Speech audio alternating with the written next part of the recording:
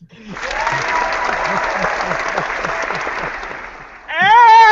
welcome to the latest episode of the Crafty Boys, episode number 33. Is it 33? It is No, 33. it's 34. I thought it was 34. Is it 34? Oh yeah, it's 34! Shane can't count. Okay, let me. 34! And just big news for the day. The Cubbies are on their way to the World Series. They only have to win, I didn't say that. one or two.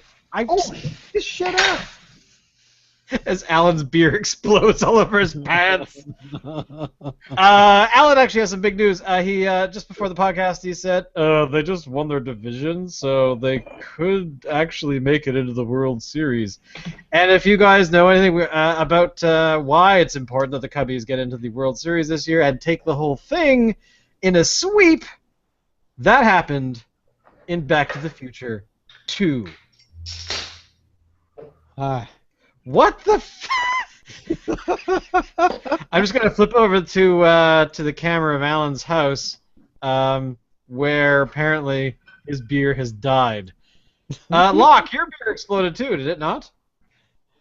Yes, after some, very active and dramatic moments of slurping foam from the side of... Mine exploded as well, all over my desk. Dave, have you opened up your beer yet? Did it explode on you too? That's the extent of its explosion. That's explosion. Okay, less volatile than mine. Yeah. Thanks. But but conditions, so you gotta respect that that's a possibility, a probability, perhaps. True. So, Wow. congratulations everybody for being here. We of course are the Crafty Boys, as I weirdly said at the beginning. Alan is back. His beard almost killed him, it seemed. Have a head on that. Jesus. What the And hell? they're still like, the bottle is still half full, and I think it's probably going to overflow again. Wow. I think I'm going to be doing some cleaning after we're done. Ladies and gentlemen, that is the Linda Lovelace of head. empty people, and then it's overflowing and it's half full. I'm doing my pour just because I really am afraid that my beer is going to try and leap out and kill me. So whose beer choice was it? Oh shit! Whose beer choice was it this week? That was responsibility for this. I think I introduced this son of a bitch, but I blame Dave because I think it was Dave who said, "Oh, hey, you're having one of those? Let's do that next episode." What? So yeah, I do remember that, Dave. We could go back to the previous episode to find out. I deny all memory. So yeah, this beer is volatile. This is it's like you open it up and then suddenly you're trapped as if you've opened up the Ark of the Covenant and it's like sucking your face and melting it off. So I think we're all Okay. Wow. proof of purchase, beer time. Let's do the shot. do the shot. Here we go. We got the bottle up. Nice. Spinnaker's Rye The Bottle Bretta. up. Good. Dave, where's your bottle? Nope. All right. There's the bottle. Show the bottle. There we go. All right, Locke had his bottle up already. So who knows a lot about this beer? I mean, I have never had it before. It's not even on the Spinnaker's website. Spinnaker's. Which is a bit strange. I think unless it's buried somewhere, I just couldn't find it. It's fairly limited in its edition. So it might. Well, they do have a seasonal. They have other stuff, but there was some stuff with rye, but not this particular one. Why is this beer trying to kill us, Locke? Well, most significantly because it's bottle conditioned. Now, I don't know about you guys in bottle conditioned, but bottle conditioned is something that I have sought after passionately for decades. When I see when I used to see bottle conditioned, it was like once a year kind of thing. Like nobody used to do that kind of thing. That was weirdo central, right? Bottle conditioned ales. What the hell is that? But bottle conditioned means that it continues to ferment inside the bottle. There was a particular product, I don't remember its name, but it cost me. I'll give you a hint. It was beer. No, it was it was beer, but it was $6 for a tiny little bottle conditioned, with explicit instructions that if you moved it around, like from one place to another, that you should let it sit for at least 3 days to make sure all the sediment was cleared out before you poured it. Oh, wow. This thing, when I did pour it and tasted it, the one time I tasted it, Lord knows what it was called, was like, in Buddhism they have this concept called the Riego, where the great other world of the immortals comes down to you and brings you to it. It was that kind of experience. It was awesome. It was like I was drinking manna. What do you call it? Ambrosia. Food of the gods, right? Right. Nectar. It was totally awesome, and so ever since then, I've always had a high level of respect for bottle-conditioned beers. Now, the problem with bottle-conditioned beers, just so we're clear on the subject, is that when it comes to the more rambunctious yeasts, the ones that tend to be a little volatile, the kind that you would maybe use in a Belgian or something like that, those ones get really carbony, and they get excitable and volatile, and they explode kind of like a champagne bottle. That's why you find Unibrew tends to have a little more sediment at the bottom and a little more cork at the top. This wasn't a corked beer, but it Maybe might it should have been. Definitely, it's got a little pressure in it. How long does that last in a stored environment? I really couldn't tell you. You bottle cap something with pressure on it. I don't know. Maybe the pressure settles down. Maybe it doesn't. Maybe it explodes. I couldn't tell you. Well, yeah, it will keep building up pressure until the yeast is all used up.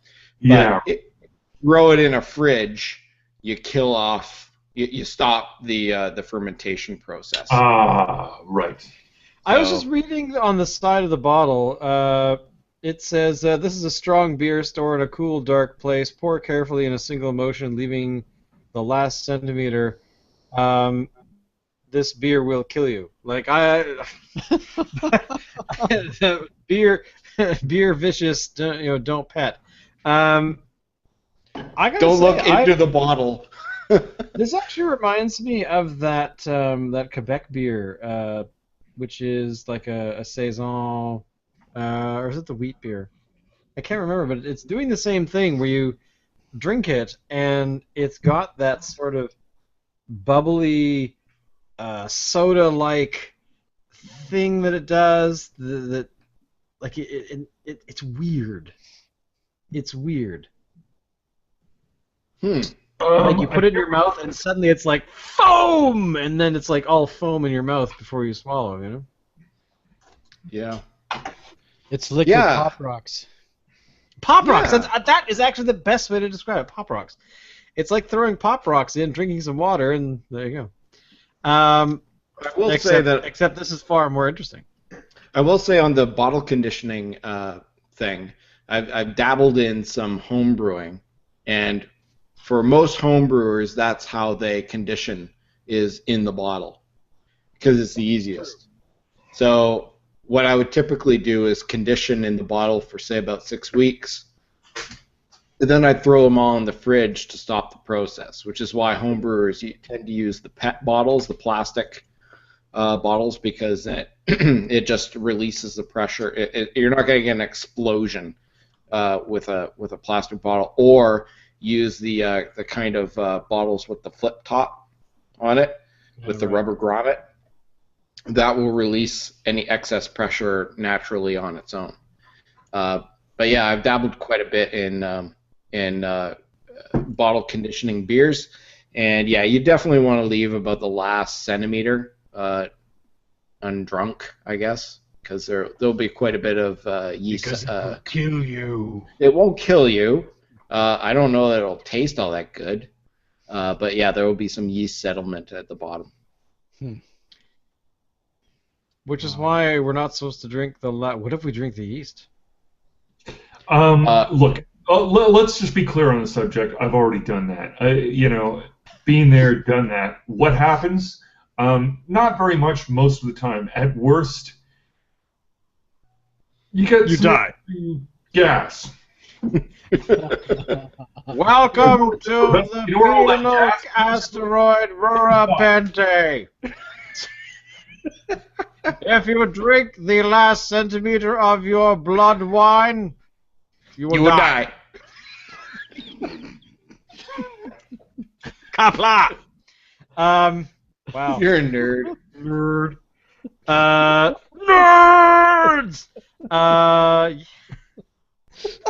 my god.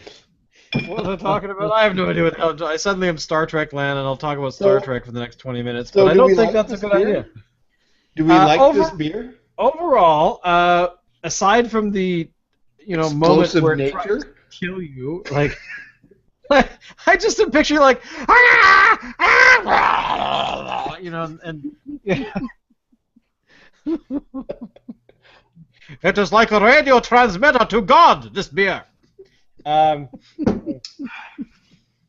Wow. Quality show, ladies and gentlemen, quality show. So, overall, I'm giving this thing a real thumbs up. I'm not sure. To me, it tastes like a wheat beer in a way, but I mean, it's slightly different, obviously, because it's using rye, I guess. But the whole bottle conditioning part is kind of throwing me. So but overall, I'm giving it a thumbs up. I think it's totally worth it. Just don't once you open it, run. Let's talk about the flavor for a minute. And then watch, and then don't let anyone steal it, but come back and collect it. But you should open it in the sink. Or open it in the sink. Well, that's way too easy though. Taking it outside and just could you imagine going out into a public a public area and taking a ball, opening it, and then running?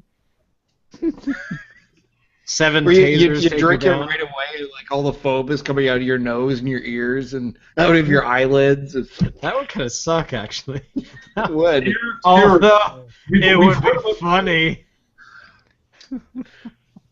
Hey, Alan, drink this. Drink it real fast. Yeah. So I really like this beer. It tastes really good. It's got sort of like a fruity kind of flavor to it. Although and that's the thing about your Brett infected beers, because that's what this is, Brettanomyces, right? Mm-hmm. Infected. That made me feel say that so it's a type good. It's a special type of beer, and one that, aside from making big clouds of plumy head, it's got weird sort of fruit punch kind of flavors, yeah? Yeah. Yeah, exactly. It does. I just wish that half the bottle didn't end up on the floor. Yeah, well. After I opened it. I'm going to have to mop the floor after this. Me too. I think that, slightly autoerotic, but go on. Hi, I want to welcome everyone to the 12-year-old Idiot Cast, where we sit around and talk about penises and boobies, and laugh at 12-year-old children. So, but go ahead, Locke. Say autoerotic again and see if we all can. Autoerotic.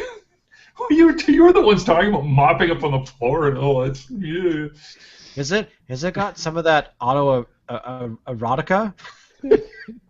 No, there's no animatronics. Jurassic Park. Funny here ever thought of getting naked and freaky with any of the animatronics at one of those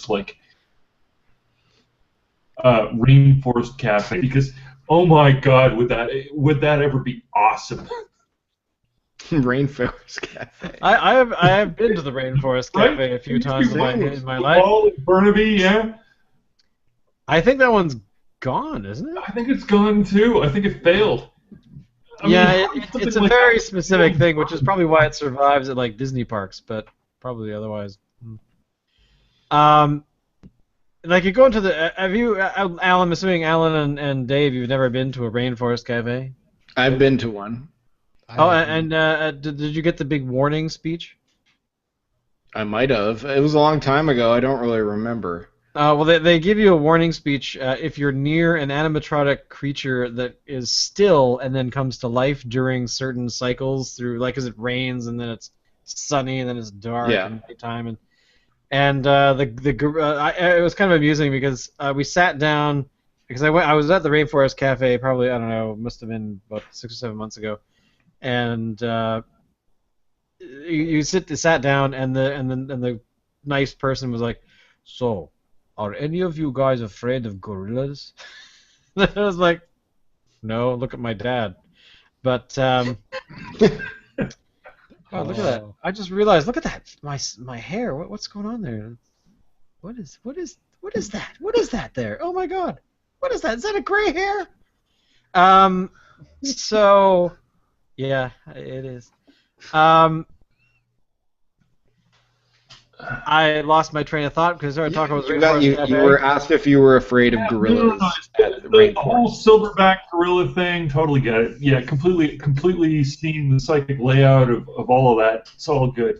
What I'll say about the Rainforest Cafe is that although the forest's fake and the rain is fake, and the steam coming from the rain when it hits the forest is fake, and that the alligators biting at you are fake, and that the gorillas shaking their legs and chests are fake, as are the elephants.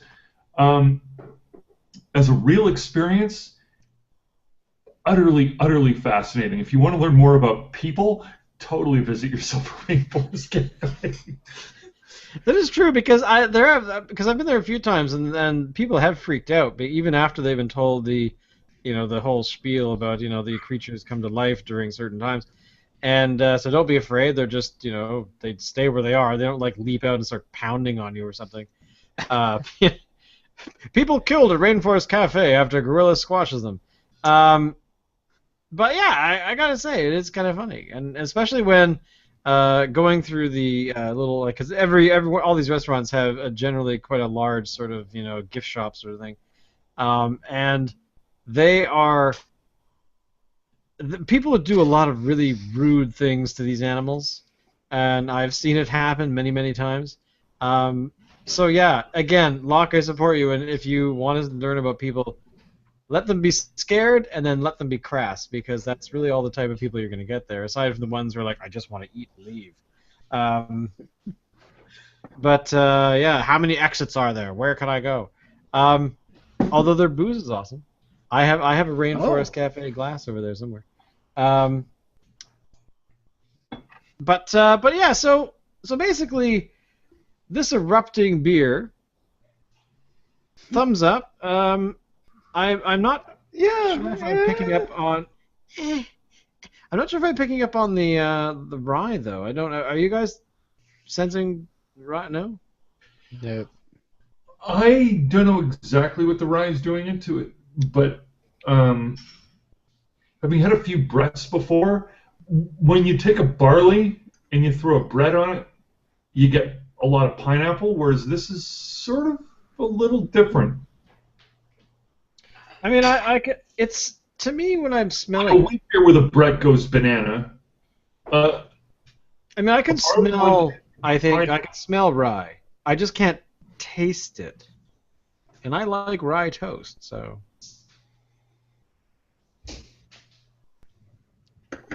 Dave, you haven't said much. What's going on, man? Tell us about your rye experience. My rye experience. Well... To kind of rewind our conversation just a little bit, this is the frickin' Linda Lovelace of beers. I mean, the Depressed, head on this. depressed and suicidal? What? Sorry, I just watched a little bit of the Lovelace film the other day. Ah, It's really depressing.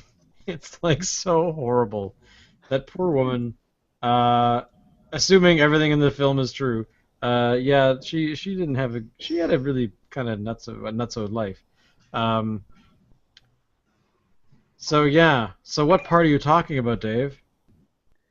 obviously I not think the you mean real the part. head.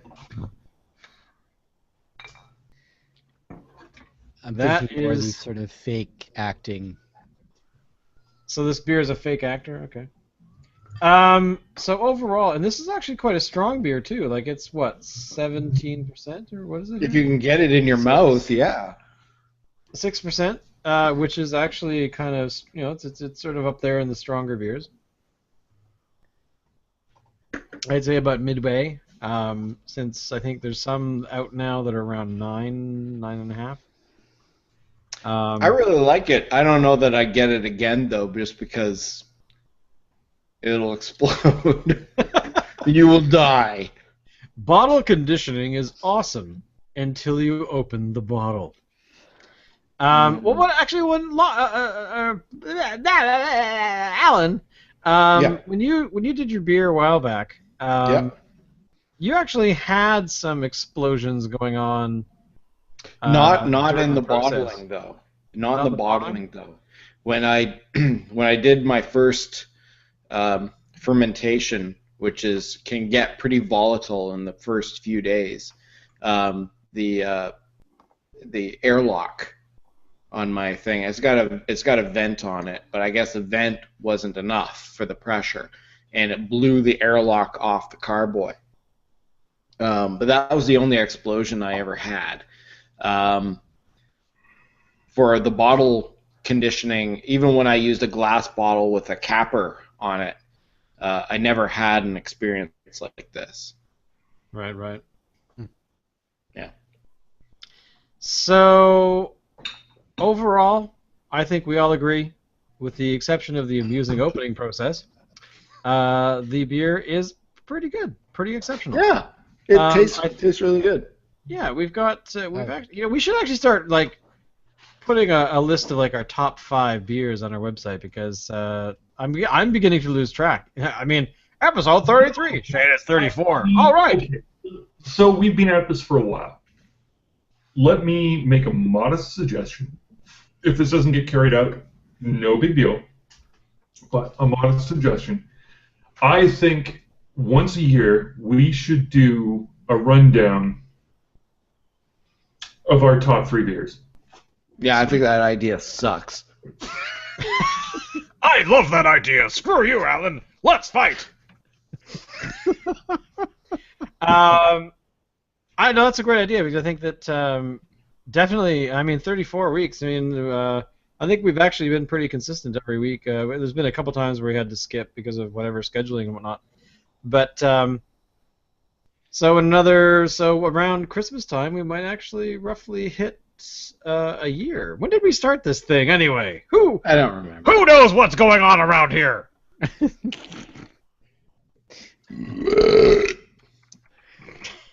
So anyway, hey, big news. The Toronto Blue Jays won their division series tonight in spectacular fashion, and will be Sweet. facing the Kansas City Royals in the American League Championship Series, which begins on Friday in Kansas City. That's Blue Jays, you are I won't lie and say that I've been some baseball fan from way back. I won't say that I'm a Blue Jays fan to the core. Nothing of the sort. But am I fucking excited? Yeah. You and many other Canadians. Unlike you, I have been a Blue Jays fan for many years, predating their 92 World Series win. I would say going back to about 85, which is the first year that they won the American League East. And so I've been following them pretty religiously since then. It was a really exciting game. I think tonight's game was a classic that will go down in history. There's something that happened in it that I don't recall ever seeing in a playoff game before. So, do you guys know what I'm talking about? No, I have no idea what the hell. Okay, I don't know what you're talking about.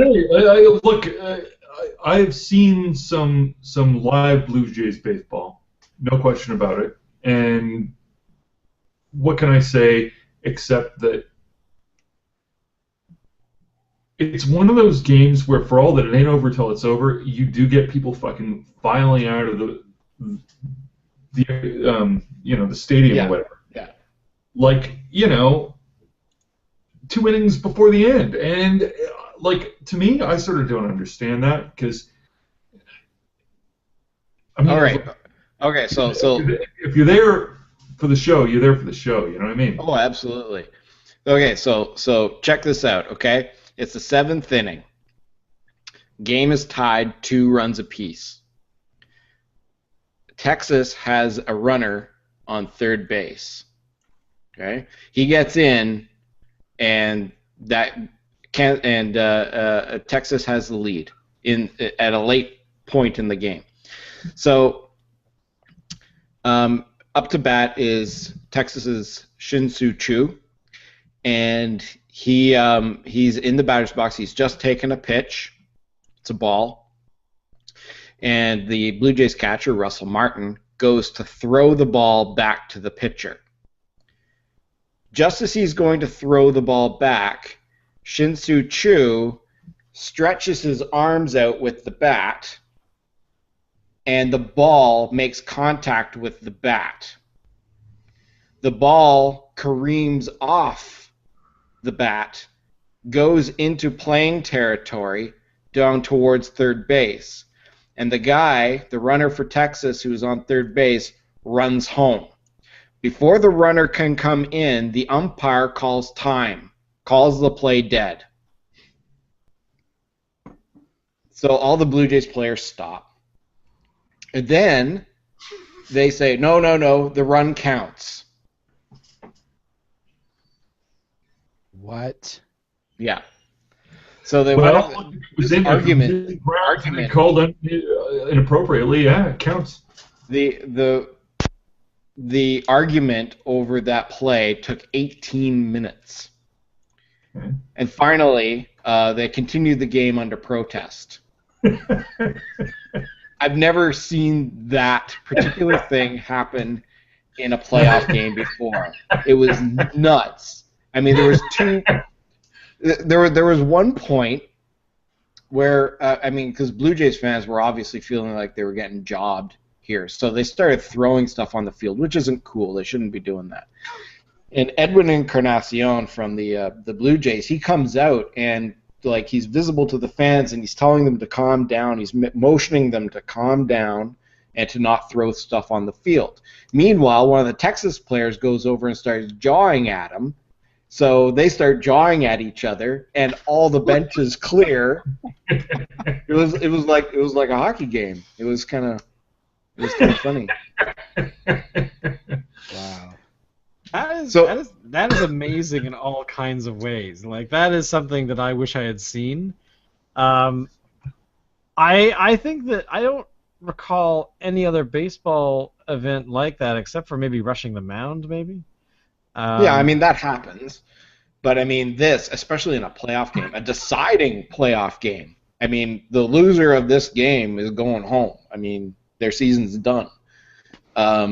So, there was a lot on the line in this game for something so stupid like that to happen that could affect the outcome of the game. As it turns out, the Blue Jays ended up winning. Bautista got a 3-run home run later on, but emotions were high. And like I heard Shane mention, I don't know how far he went into it, but the Cubs won their division series. First time. I started to, but I think Locke and Dave were a little lost. We're a little confused as to what I was getting at, but okay. So the Cubs won their division series, so they go to the National League Championship Series. They've never won a division series at home. They have won playoff series sparingly. In fact, they haven't won the World Series since 1908. Oh, wow. Now, Back to the Future 2, which came out in 1989, predicted that the Cubs would win the World Series in 2015. It's now 2015, and the Cubs are well on their way to, if they make it through the next round, they go to the World Series. How are they playing though? Whoa, jeez. I didn't realize how close I was to the camera. How well are they? I was like, how well are they playing? How well are they playing? Like, are they kind of like Vancouver Canucks winners, or are they kind of like? Did anyone catch that dig? No. Yes. Or are they playing really well? Like, you seem a bit surprised because I haven't followed them this year, of course, which I really should have. But so are they basically cooler You know what? somehow? To be honest, I'm not a National League fan, so I haven't really been following them that closely. I know that they are playing really well, and there are a lot of people out there that feel that they could go all the way this year. For the first time since 1908. Wow. Which is awesome because, we all remember watching the game where, the Big Lebowski. Oh my god. Could you imagine Lebowski playing baseball? Hey, man! He would just like sit at home plate, and sit on home plate and smoke weed and just be like, When the announcer, man, that's not No, cool. no. I don't know. I sort of see Lebowski as a pitcher, but he'd be one of those ones that's very zen about it. You know what I mean? And he'd be like, he's going to throw the ball, but it's going to be spinning backwards. I don't know how fast it's going to be going. And Probably a somehow little slower. bowling pins will be involved. he'd be a closer. And if he ever gets up to bat, and the public address announcer, says, what was his first name in the movie? Something. I don't remember. But anyway, when they announce his name as whatever Lebowski, he would stop the game right there and say, "No, man, I'm not Lebowski. I'm the dude. Call me the dude, the duder." You're Lebowski. My rug, man. I'm just trying to raise some money to buy a new rug. It really tied the room together. I thought he wanted it back. He wasn't trying to buy a new one. No, he did want to buy. He stole one, actually. Yeah, he stole it. Yeah. God. How the hell did we get talking about the Big Lebowski? Shut up, Shane. It's all your fault. So the Cubs could win the World Series this year, and now I wish I had put some money on the Cubs at the beginning of the season, like Back to the Future 2 told me to in 1989. Man. Look, we talked about hoverboards. I mean, whether or not they're hoverboards the way they were envisioned in the movie, those fucking, side-standing, halfway Segway skateboards that are out now are... Oh, yeah, I hate those things. Close. Yeah, they are kind of close. close. They're so stupid. They are stupid. Why? Yeah, well, no. I know. It's the kind of thing where you see somebody rolling up on one of those, and your first instinct is to get out of the way. Your second instinct is to get the fuck in the way to see if they can swerve to avoid you. Right? Jesus. Well, my favorite thing about them is the other night I was walking with Allison. We walked down to the Cambie Street Bridge. It was about like 8 at night or something. And we got to the bridge, we hung out for a bit, we came back, we started walking back, and there was a guy who was quite a bit taller than the girl he was with, and she was almost his height just by standing on one of those things. And Alan, you've seen more of these than I have because I guess they're far more popular in Victoria than they are here, or at least maybe I just haven't seen enough. I've seen of them quite around. a few here actually. But she was moving down the path, and then she hit just like the asphalt changed to hard concrete, so it was a bit of a groove, and she bailed because of it. So I don't know. I kind of thought, who would make a product that kills you if you try and like run over? Was she okay? Did she People- get up again? Oh well, the guy actually was right beside her, and he stopped her from falling down. Yes, the woman that you saw bailing like that was not very good at it. Granted, true. And I mean, it was companies have been it was a making bit funny, stuff yeah. that kills people for like centuries. Like look at cigarettes. It's Yeah.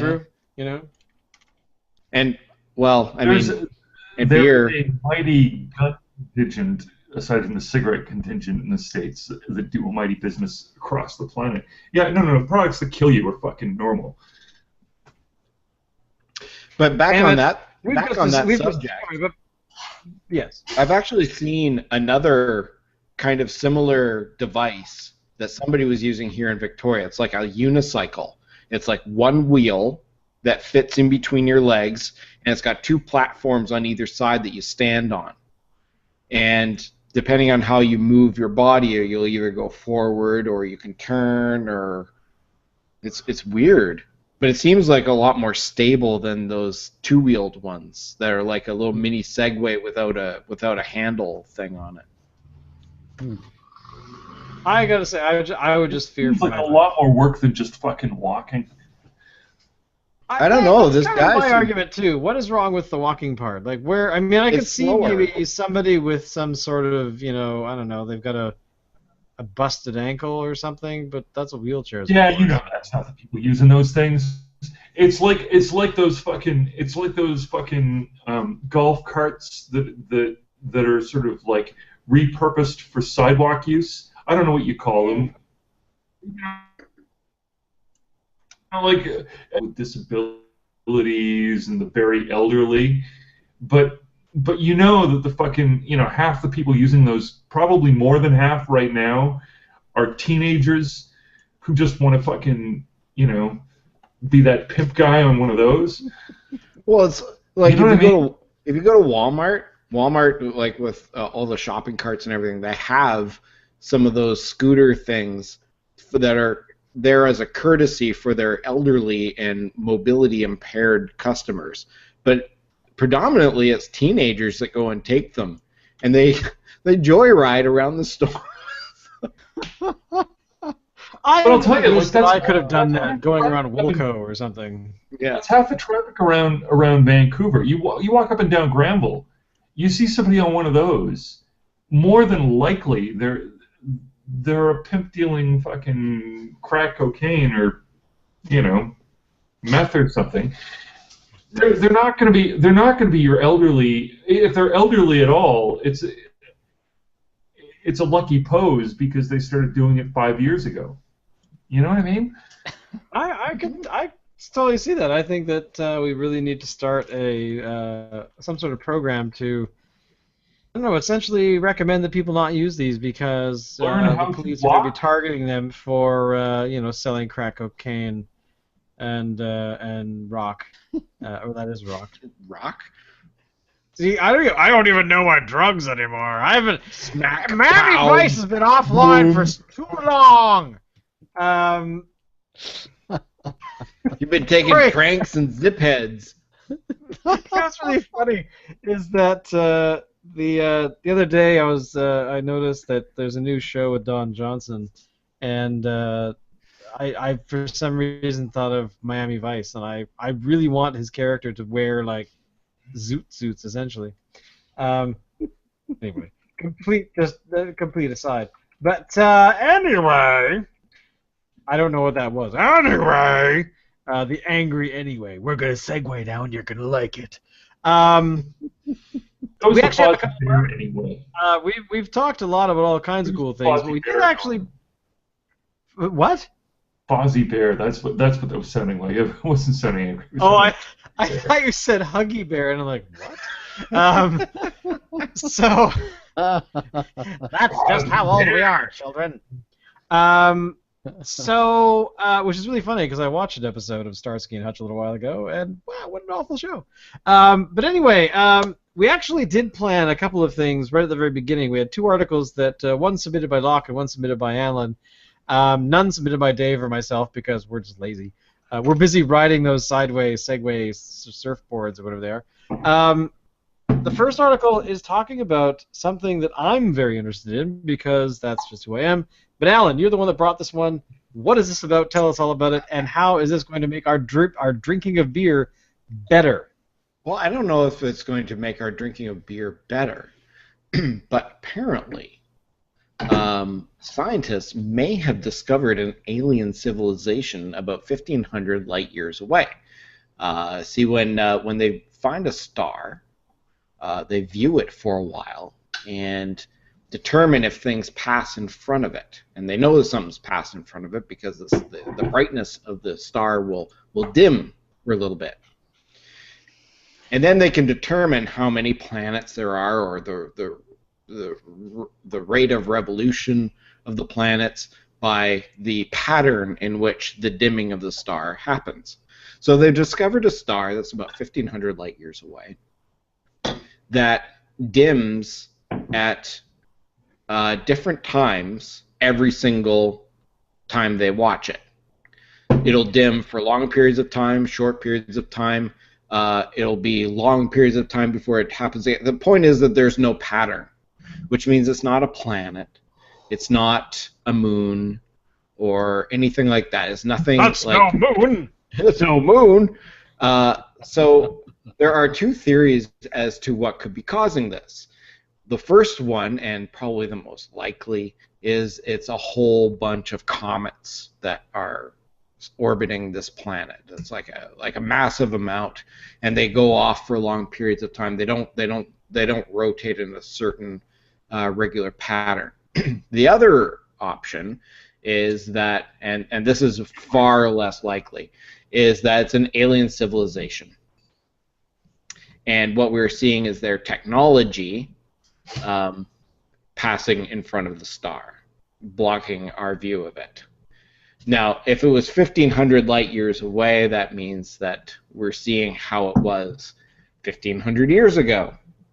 So the civilization could be dead and gone by now, or they could be halfway here, ready to enslave us all. I'm just picturing like a bunch of aliens out in space, not that far away, looking at our telescope, going, "Okay, do it again, Joe." Okay, Yeah, I'll do it could after be. lunch, but at 17 minutes past the hour, and then 41, and I'll do it for like 30 seconds, and then 22, and then what I want you to do is that when we get closer to dinner time, I want you to stand in front of it and just go. You know, I just. If you had the technology to travel over 1,000 light years, you would not be enslaving humanity, because humanity can't do any of that now, today, at any cost. There's no. Yeah, but you got to remember, like, we had the V show, we had the V miniseries, you know. Humanity. Could we be tasty? We might be tasty. I think we would be. water, man. They would want us to be like a power source for them, kind of like the Matrix. Why would they want that? Funny.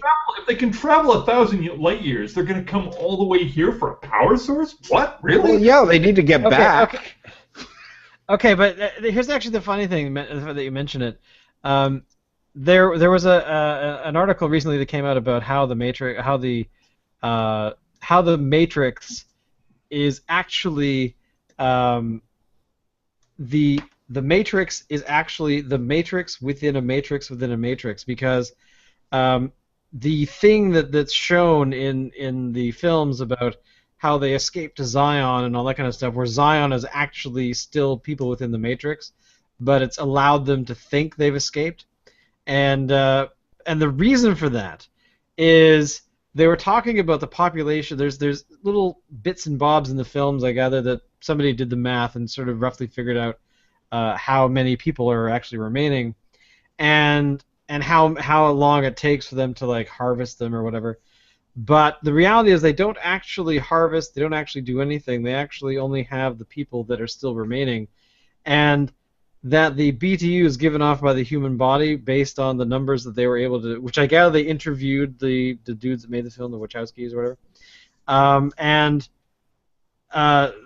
so the only reason they survive is that they're allowing these people to think that they've escaped the Matrix and they're in this other they're in the real world, which they really aren't, because they have to make them live long enough for natural-born children to grow within the Matrix. Because they're cloning people or something rather than harvesting like they did in the film, and so then there's not enough energy from our heat to actually do what they say it is. Anyway, it was this weird sort of almost conspiracy theorist kind of thing about how the Matrix is not what it seems, but it was also not denied by the people who wrote it. So, or they could just not care. Which is probably closer to the truth. That's what it was. You remember that dude that Jeremy Turner used to live with, right? I think you were at that one of those parties at Jeremy Turner's place when he was in that fucking building near a couple of blocks from where you are now, yeah? Yeah. Duder believed that the Matrix was real and was trying to show people that movie, trying to convince people that no. See? It's real.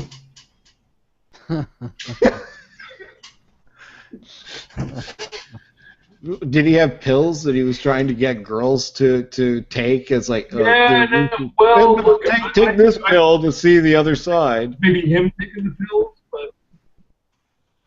but that's just a guess. That is actually the title of the article. If you can find it, the pills are a lie.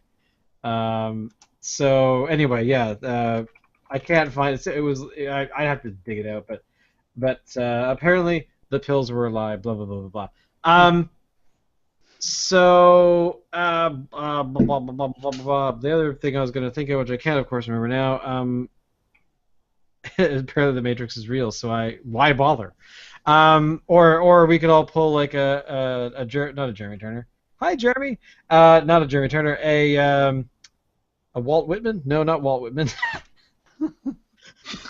Who is the filmmaker from New York who's Jewish? Oh, that guy. Yeah, the guy, the scrawny guy with the glasses. Woody Allen. What?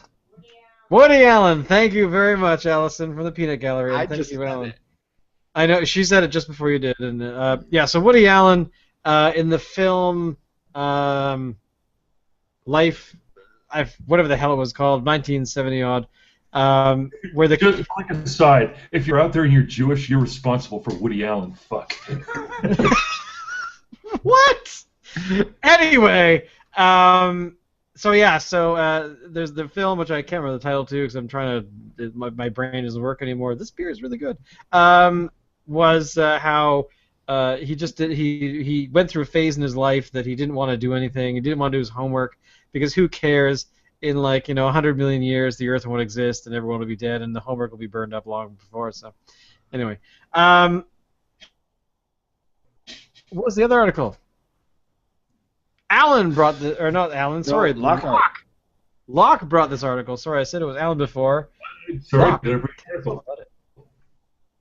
Oh, yeah. The one about the Spaniards that were very unlucky? Very unlucky Spaniards. So it seems that not long after Cortez, there was a whole bunch of Spaniards who attempted to move into Mexico, who ended up as human sacrifices and were subsequently dinner. Wow. That's now, awesome. I don't know if there's a fermentation angle on this, but I don't know how long those bodies were sitting around for either, so there you are. Straight up, I just this caught my attention. It's interesting to see a picture into a world that was mostly decimated by, the same culture that would, do autodafés, where, if you're not Catholic, we'll burn you with a stake, torture you in public, etc., etc. Very big on burning books, very big on burning all of the collective remnants of a civilization which is now largely gone. So it's very hard to get information on them. Now, when we get information on them, they're not much nicer than the people who burnt all their stuff. Yeah.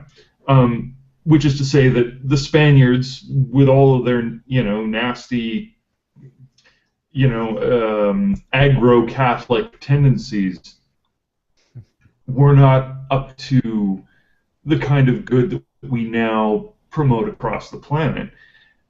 But at the same time, serving them for dinner is not very nice either.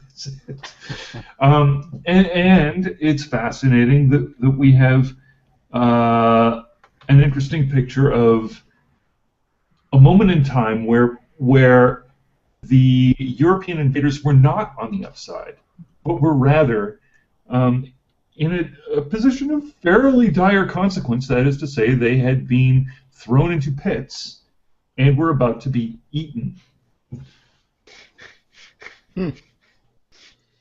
Sounds like a good time. Actually, I just thought of something. This is something I was very excited about earlier this week. What do you find? Sorry? I really want to eat human beings. That's I was about to go into a color. You were about to turn a different color? Look, so there's the whole angle that we taste like pork. I sure, but those times that I have attempted to remove, say, a sort of a wart or something like that, porkish, yep, it smells that way. Are either of you, are any of you familiar with an absolutely current theory, one that has not yet been disproven, one which is highly contentious, admittedly, but a theory that human beings are hybrid? What? Sorry, you paused there for a second. Your internet's sucking. What did you say? Humans hybrid. are a hybrid. That is to say that we are the result of one getting it on with another. Yeah, I mean, And I've definitely heard that. I've definitely heard that. If you're going to take a shot in the dark, what species are we talking about? Well, it may not even be from here. If you're going to open up that as a possibility, as a hybrid type thing, okay. Yeah. I think you have to accept the fact that it may not even be from this planet. It may not be terrestrials. Fair enough. I've often wondered, let's say, many thousands of years ago, there was a civilization on Mars, but things weren't going well. So, what if some of those people found a way to come to Earth? So you're saying there were no people on Earth, that there were a bunch of Martians going, geez, look at that blue planet. It's not that far away. If we can get there. Maybe. Or maybe there was life here, and they tried to mix in with it. So basically, kind of like telling us all about the kind of like Avatar. Well, the basic. What is it? This beer. The basic plot line for the 2004, 2003, 4, and whenever it ended, Battlestar Galactica television series. I guess I never watched it. Nerd. Well, you should. Nerd. Oh, okay. No, it's like, but that's basically the whole thing. Is that eventually they get to a planet that they call Earth, which turns out not to be our Earth. And they find our planet by accident, I think, if I remember. Anyway, basically, they land on Earth like 300,000 years ago, and just kind of hang out. And eventually, they mixed in with the the humanoids that were on our planet that were very similar. Of course, half of them were Cylon, and they were all like robots and stuff. So who knows what happened? Yeah, nerd. But to answer the question about what do humans taste like, I just looked this up, and in 1920, or in the 20s, journalist William Seabrook traveled to West Africa for the ultimate taste test. In his book, The Jungle Ways, he says that human cuts taste like veal. And it was not unlike any meat he had tasted before. And of course, then that is the weirdest Google search I've ever done. So my favorite, of course, the title being 10 Reviews of Human Flesh by Real Cannibals. So apparently we taste like all kinds of things, depending on what part of the body you eat. So there you go. Going back to the 20s, congratulations. My search history and my ads are going to get really weird. Okay, but I want a quick survey. Has anybody here ever heard the comment that human beings taste like pork? No. Yes. I always sort of fall back to the whole Matrix idea that what if they didn't know what chicken tastes like, so that's why everything tastes like chicken. But no, a yes, and a chicken. Okay. I've heard us referred to as the long prosciutto. So Okay, hang on. Give me about a minute and a half.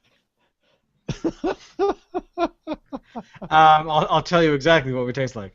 And then I'll go to the hospital. Have you ever heard the term long pig? Yeah. No.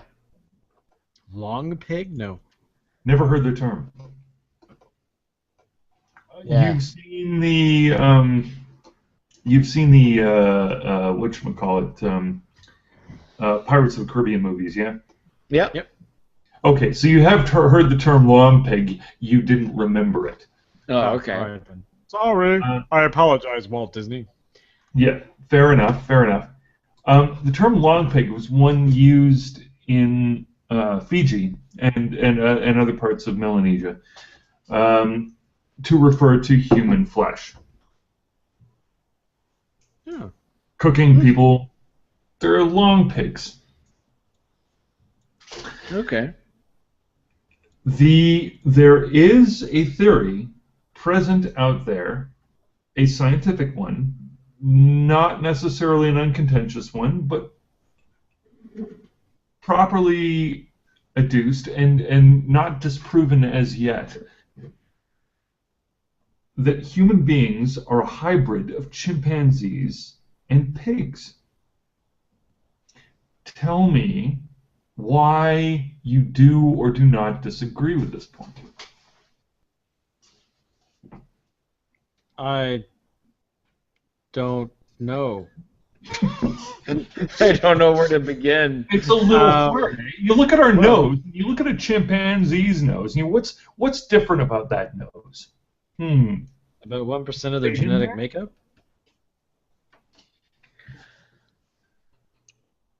Is it possible? Like, if you took a chimpanzee today and a pig today and somehow got them to get it on, you put on some Barry White and pour them some wine and just let nature take its course. Hey, baby, do you want to get together? I got a pig penis, and it's real good. Although, actually, I guess it would be the other way around. Yeah, probably. Just for it would be easy. I don't even know. My God, my entire brain construction just went because this question is not only weird.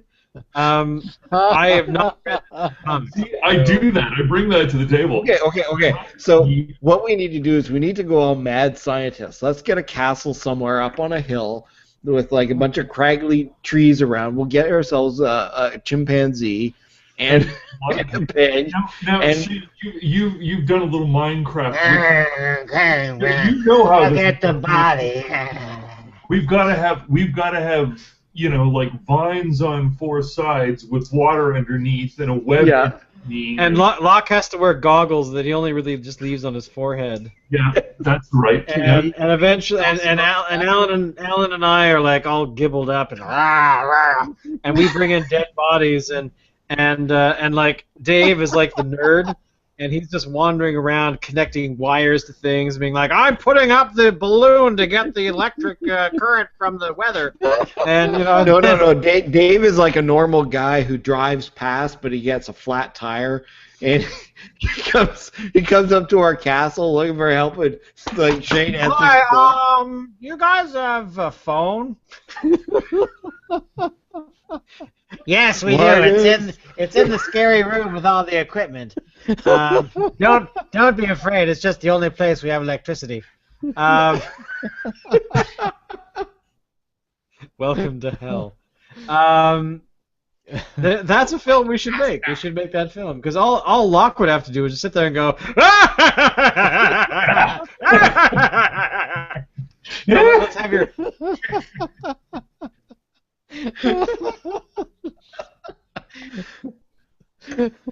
Oh God. So I have a question.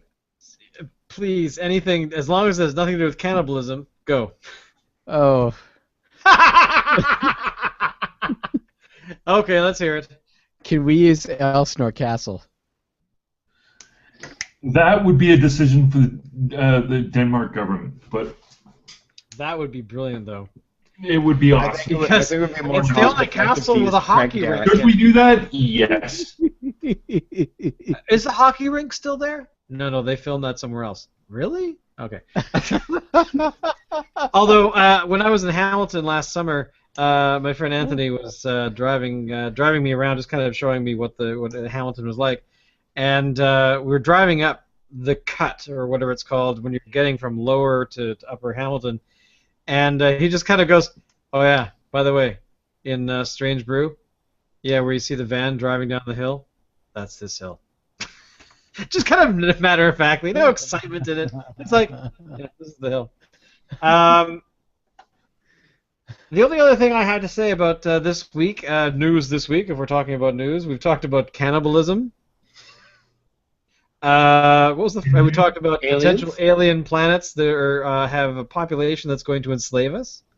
But I will point out one thing is that the thing that I have actually been really excited about for the past few days, but haven't really talked about because I care, no one else does, is the fact that we have the first quantum logic gate for a computer in existence, which essentially means that the quantum computers, actual quantum computers, the first step has been made where you can basically take two what are called qubits, and they can transfer information and make ones and zeros, essentially. But the difference being is that with traditional computers that we've had since day one, and the computers that we have today, you can have a computer instruction being a 1 and a 0, a 1, a 1, a 0, 0, or 2 zeros. So basically, combinations of on and off. And then, but the qubit, the way quantum stuff works when you're playing with electrons at that level, is that you can actually have all those states all at the same time, which is like. Wow. But essentially, how is that going to help? How is that going to help people watch porn? They'll be able to watch porn really, really fast, much faster than any human body part can go. So they'll be done before they even know it. It's like in the second Jurassic Park film, Jurassic World, where the nerd with the guns and the neurotoxin in the darts. And he says, well, what happens if you accidentally shoot yourself in your foot? And he goes, don't do that because you'd be dead before you even realized you had an accident. So, stuff moves faster than humans and stuff, like horses and humans. On that note, we just broke the hour mark. We are, of course, the Crafty Boys, and we are here every week to entertain you, to talk about really weird shit, and drink beer while doing it. So, we will have to say goodbye to Locke for the next few weeks, as he is going on an adventure to Europe quite unexpectedly. I wish I had his life, and so he'll be back. How long are you gone? Like 3 weeks or something? So I'm going to Faro and then Lisbon. We didn't ask for your itinerary. And I'll be there from the 17th to the 21st, and then after that I'll be moving by car. Faro, Lisbon, so Portugal and England on my way tomorrow morning. Yes, because that's true, because Locke's plane leaves Ask really me if early. I'm fucking packed. Are you packed, Locke? No, not I even think so. Honestly, you haven't had a whole lot of time to pack because you've been having to cram things for work into a really small amount of time. Weird. So Locke, we will have to, if you are around and you are looking at the internet or something and you want us to talk about stuff. Fucking go ahead and do that thing that you do every week, and I'll see if I can time in. Cool. I will send you the invite as normal. Locke, but when you are adventuring in Europe and you're bouncing around doing all kinds of cool things that we'd rather be doing instead of working at our dead-end jobs and our lives suck, apparently, where can people find you online? Lockie Fulton on Twitter. Bonus, Dave! When you are sitting around being bored out of your tree in the Comox Valley, or north of that, where can people find you online if they are not looking at your pretty little face here? Well, I guess you can always find me on the Twitters as well, at the Fool, the PHULE. On Twitter.com or whatever. And or whatever, that Twitter thing. Which, by the way, that is as I say, I think almost every week, that is the coolest Twitter account ever. I wish I had taken it. But that's okay because I have the Twitter account, twitter.com/cock in mouth. Or cock, so it's cock N mouth, not in N mouth. I think. I have so many Twitter accounts I've lost track, to be honest. Crazy in the Corner is another one. I don't use them, of course, but there you go. Alan, when people are looking for you online, when they're not looking at your gorgeous, awesome self, where can they find you online? Oh, they can go to twitter.com/Alan M. Ford. I'd also like to point out that we have the Crafty Boys has a Twitter account, don't we? What?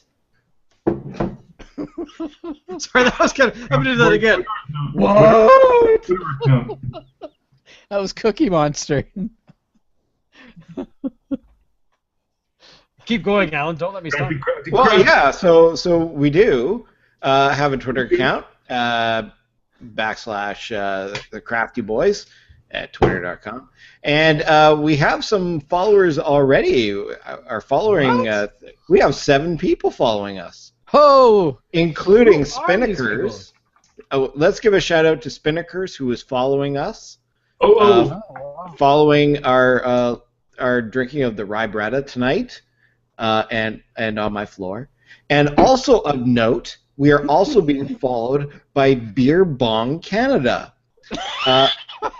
Beer Bong Canada is thrilled to be an official Canadian retailer of Head Rush product beer bongs, the leader in the beer bong industry for almost 25 years. Not quite 25 years, almost. I'm sure they're going to get there. Because that's not a niche market, the selling of beer bong supplies. They're in it for the long haul. I feel really stupid because I just had to look up what a beer bong was. What? So if you need a beer bong supplies, go to Beer Bong Canada. No, wait. Don't tell them to go anywhere because we could, of course, say, if you want to go to a beer bong supplier, go find some and tell them to sponsor us. Oh, yeah. And then we'll make recommendations for you. Sorry, I didn't. Locke, do an evil laugh. Nice. See, there we go. If you want access to our 7 followers. Sponsor our podcast. $5,000 a month. Oh my god, that's awesome. So, yeah. Wow. Now that we've insulted pretty much the entire internet. Thank you everyone for listening. Hey, watching. internet. Fuck. Yeah. Yeah, internet. Fuck it. Thank you, and fuck you too. Oh god, we're toast. So anyway, thank you. And for your pleasure this evening. That is the worst Ed McMahon. What I've done. So anyway, I'm mixing up Ed McMahon with pretty much everybody. Everyone is now Ed McMahon from here on out. So thank you again for watching. Of course, you can find us, as Alan was saying, at thecraftyboys.ca and twitter.com/thecraftyboys. And don't forget to come back next week. Locke is off for a couple weeks, and we're going to still be going at this hard. And we are now going to kill this stream so that we can talk about what the hell beer we're drinking next week. And of course, as usual, if you have any suggestions, you can of course Twitter us and let us know what beers you think we need to review and enjoy. Thank you again. I'm Shane. You can of course see me online everywhere. Just Google me and you'll find me. Bye! Bye.